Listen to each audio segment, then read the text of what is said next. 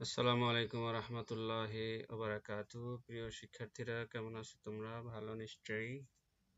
সবাইকে দূরশিক্ষণ কার্যক্রমে স্বাগত জানিয়ে আজকের পাঠদান কার্যক্রম শুরু করছি। তোমরা তোমাদের ইসলাম শিক্ষা বইটি হাতে নাও এবং 57 নম্বর পৃষ্ঠা বের করো। আজ আমরা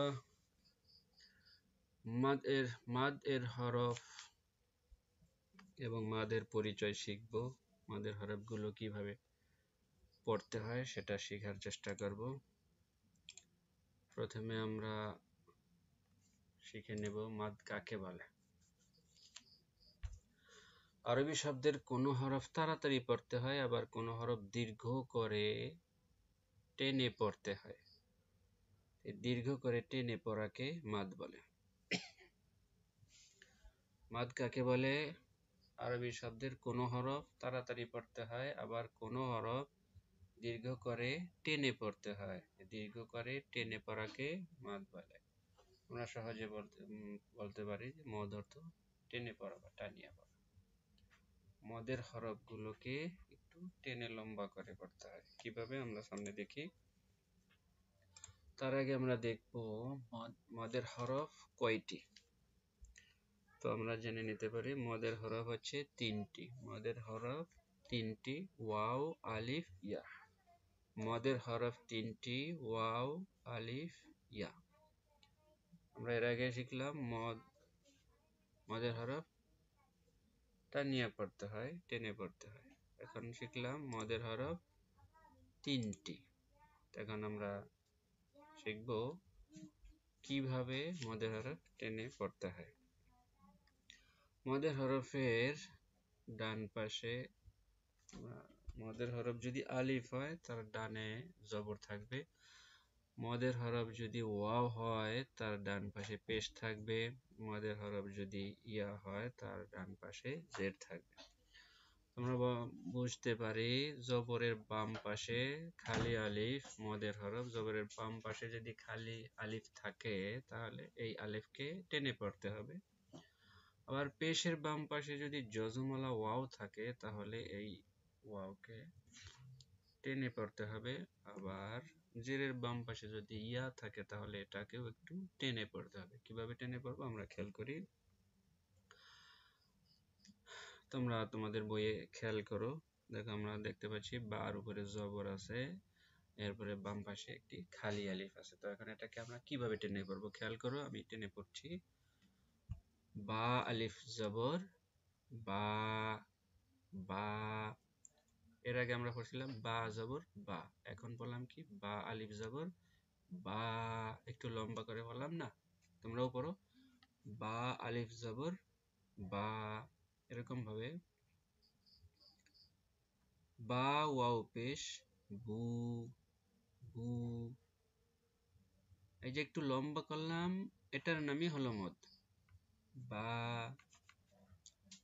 বু, বি। এখানে কি বা ইয়া জের বি। একটু লম্বা করলাম, এটার নামই হচ্ছে মদ। আবার দেখো খেয়াল করো। বা আলিফ জবর বা, বা ওয়াও পেশ বু, বা ইয়া জের বি।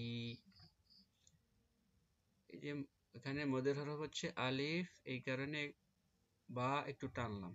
এখানে মদের হরফ হচ্ছে ওয়াও, এই কারণে বু একটু টেনে লম্বা করলাম। এখানে মদের হরফ হচ্ছে ইয়া, এই কারণে বি একটু টেনে লম্বা করলাম। এইভাবে টেনে লম্বা করার নাম হচ্ছে মদ। আর মাদের হরফ হচ্ছে কয়টি? তিনটি।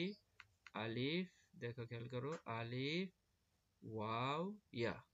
আলিফের ডান পাশে জবর থাকে, ওয়াও এর ডান পাশে পেশ থাকে, ইয়া এর ডান পাশে জের থাকে। এটুকু আমরা মনে রাখতে পারলে পুরা কোরআনে যত মদের হরফ আছে সবগুলো আমরা একেবারে সহজেই পড়তে পারবো। নিচে আরো কিছু শব্দ দেওয়া আছে, সেগুলো খেয়াল করো। তোমরা তোমাদের বইয়ে হাত রেখে দেখো।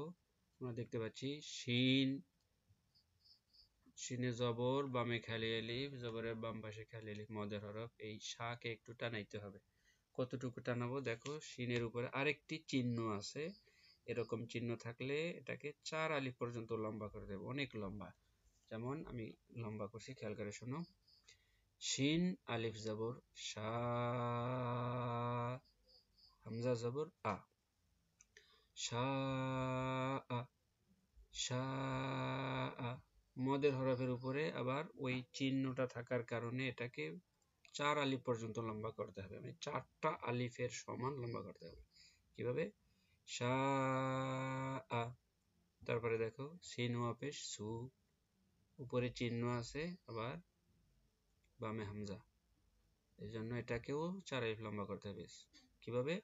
সু ইন, বলো আমার সাথে, সু ইন। এরপরে দেখো জিমে জের, রিয়ায় জজম, জেরের বাম পাশে জজম আলিয়া, মদের হরফ, মদের হরফের উপরে একটি মোটা চিহ্ন আছে, এরকম চিহ্ন থাকলে কয় আলিফ টানতে হবে? 4 আলিফ টানতে হবে। যেমন কিভাবে টানবা? জি আ, জি আ। খেয়াল করো আবার শা আ। কেন বেশি লম্বা করলাম? উপরে চিহ্ন, মোটা চিহ্ন আছে। সু ইন, জি আ। এরকম ভাবে নিচে দেখো, তোমরা তোমাদের বইতে আরো দেখো কিছু হরফ আছে যেগুলাতে জবর জের পেশ জজম কিছু নেই, কিন্তু উপরে চিহ্ন আছে। এরকম চিহ্ন থাকলেও সেগুলোকে এরকম লম্বা করে পড়তে হয়। যেমন তোমরা আঙ্গুল দিয়ে ধরো তোমাদের বইতে, প্রথমে আছে কি কফ, উপরে চিহ্ন থাকার কারণে এগুলোকে অনেক টেনে অনেক লম্বা করতে হবে। কফ। তারপরে আছে নুন, صاد, আলিফ লাম মিম, আলিফ লাম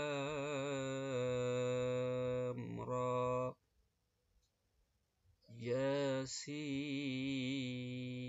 ইয়াসিন। এরকম শুধু হরফ কিন্তু উপরে চিহ্ন আছে, এগুলোকে 4 আলিফ করে লম্বা করতে হবে। তো এগুলোকে যদি আমরা মনে রাখি, খেয়াল করি, তাহলে আমরা পুরা কোরআন শরীফের ভিতরে যতগুলো মদের হরফ আছে, যত শব্দের ভিতরে মদ আছে, সবগুলো আমরা সঠিকভাবে আদায় করতে পারবো। তো তোমরা তোমাদের বইয়ের পরের পৃষ্ঠা 58 নম্বর পৃষ্ঠায় দেখো সূরা ফাতিহা আছে। এই সূরা ফাতিহার ভিতর থেকে তোমরা